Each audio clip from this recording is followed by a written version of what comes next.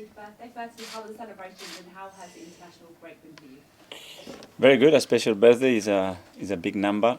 I had the chance to spend some time with everybody here at the club, my friends, my family, so it was good. And there's 10 games left to play now for Arsenal. We're coming into the final stretch of the campaign. Your team played Brentford B yesterday in a behind consoles friendly. What were you most pleased about aside from the result? Well, the fact that we could get minutes and exposure to some of the players that haven't had the possibility to do that in recent weeks. Get the level, get the competition there. Playing between us is not the same, and we had the opportunity to do that yesterday, and it was good. And next up is a game against Crystal Palace at Selhurst Park, and the reverse fixture was entertaining. It was a 2-2 draw, but it was a hard-fought draw, wasn't it, for Arsenal, leaving it late to get the point? Yeah, we scored right at the end, and it was a tough match. We had some really good periods where we struggled. We conceded 2 very poor goals in that game with simple giveaways that put the game into a really difficult position. And it's a team, especially at home as well, is doing really well. Patrick and the coaching staff, I think they're doing a great job, and we know how it is to play in that stadium. And talking about the coaching staff and Patrick Vieira in particular. Yeah. He was inducted into the Premier League Hall of Fame during the international break. How deserved is that? Well, a huge achievement. I think you have to be very special to be nominated to be there, and I think Patrick deserves it for what he brought to the England game, to what he did for Arsenal, and for what he brought to English football. And Arsenal are currently sitting in 4th place. Will you speak to your team about the running? What will your message be to the players going into these final 10 games? I would have them all today, so just try to refocus them. Obviously, when they're going to international duties, they all the time ask to be doing different things, different roles, different kind of pressure. For some of them, there was the first international, so emotionally as well, it's very draining. And make sure everybody's fine, and look for the challenge that we have ahead. Okay, Thank you. Thanks, Ryan. Gail from Sky. Good afternoon. Can I just ask you first about the fitness of Saka and Ramsdale? Is Saka COVID-free, and has he had any effects? Bukayo is feeling good. He's training today, hopefully, if he's still feeling as he was yesterday. And Aaron, it's a doubt. Still feeling not great. He hasn't trained yet, so we don't know what he will be able to do on Monday. You hoped he would be available, didn't you, after the international break? So what sort of time frame are you looking at? Well, he wanted to play against Villa, but it was a significant injury, and he had to take his time, and the physios are doing everything they can to make him available, but we will see in the next few days when he starts to do more real training. You've obviously had a lot of players away, a lot with really good performances, as you said. Some got their first caps, like Martinelli, and others sort of played their parts and did well. What's it been like getting them all back? I mean, it must help you. Most of them will be on a bit of a high, I guess, particularly Martinelli. Well, I think the majority of them, they had some really good experiences, some really good performances. They scored some important goals as well. Really sad for Mo Elneny, because the second time that it happened, something which emotionally means a lot to him. So I'm sure the team will be here ready to help him. We're going to talk about Arsenal in a bit downstairs, but I just wanted to ask you about one of the other stories around today, the idea of 5 subs. What's your preferences and why as to whether or not you'd like to see it? Well, I'm glad that at the end we have unified the criteria for the whole Europe, and is now how we do it, how we manage it. There will be some changes because that gives you other opportunities, and I think the game will have some changes, tactically some changes. I think the most important thing is that you can manage much better the load of the players. Make sure we don't slow the game down too much. And I think it's good. It gives players the opportunity to be on the pitch, which is what they want to do. What do you think the most significant change will be tactically then with it? And the options that you are given to change the game, to refresh the game, to change in many different positions, something that you are always restricted to do, and probably the timing of when you are thinking about those subs, because when you have 3, the last sub is always in the back of your mind that if something happens and you do it too early, you can pay the consequences, so that gives you more flexibility.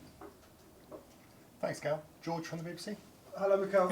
I just wondered, is Tomi back yet for Monday? Do you think he'll be fit? I think it will be close. He's been training more and more. He has the boys now back, so he will be joining some sessions this week, and let's see how it is. And that injury, that he shouldn't have been out that long, why was it longer than was planned? Why did it take a bit longer for him to recover? Because he had a recurrent injury, but in the other calf, which was strange and difficult to predict. But he's been through a lot the last 2 years with all the COVID, the amount of games that he's played, the transition to a different league with the intensity is completely different. So we can find the right reasons and hopefully don't go through that situation again, because especially for him, it's been tough. I might be tempting fate, I don't know, but you're very good at defending corners. You still haven't conceded one throughout the season. So what's the magic of how that has unfolded for this season? Everything you do in attack, in defense is about the whole team. Every individual has a role, every unit has a role, and the team has to be with the right level of focus, aggression, understanding of what can happen, and try to avoid it. But there must be some sort of coaching going on in terms of how, because it's a remarkable record not to concede so far. Every phase of the game that we try to train it, to practice it, and to improve it to the highest level. And obviously the set pieces are key in modern football. And can I just ask you, there was a lot made in the international break after the Villa game about some of Arsenal's celebrations, and I just wondered if you had a response to what some of the players said.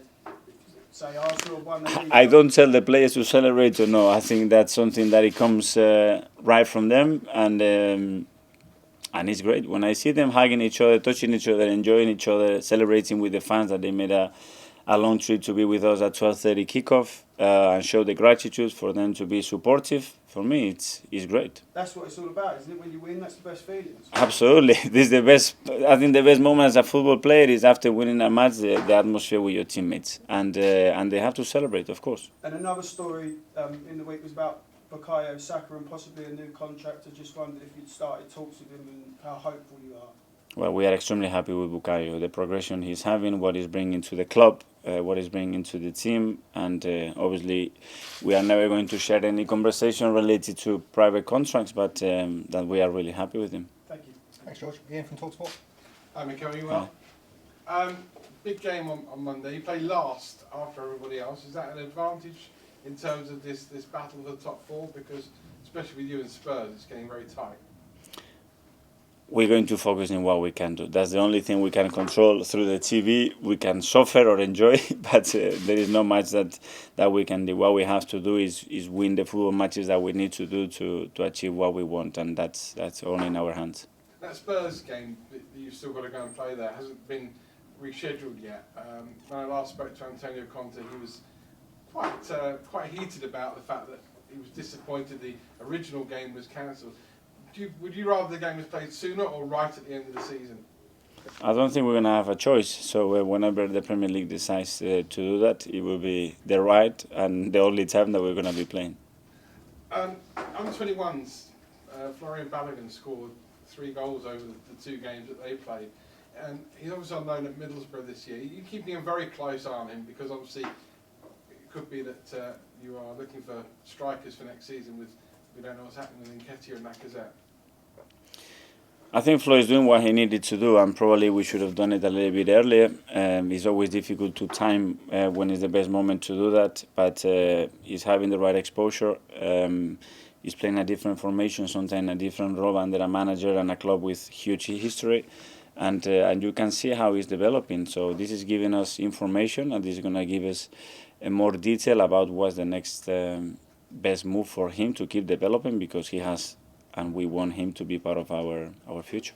You always believed in his ability. You were very forceful, actually, when it was talking about a new contract for him, in the fact you wanted to keep him. And I spoke to him this week, and he said that under-23 football was not really doing it for him, and men's football. He's learning so much now playing men's football with Middlesbrough. The step is too big from what he was doing to the Premier League, and you could see that it's not fair on him to assess just in certain moments whether he can do it or not. So he needed that pathway, he needs that exposure, he needs to go through good and difficult moments, he needs to be able to adapt and find himself in a dressing room and develop the importance that he's going to be required to play at this level, and I think he's doing all of that really well.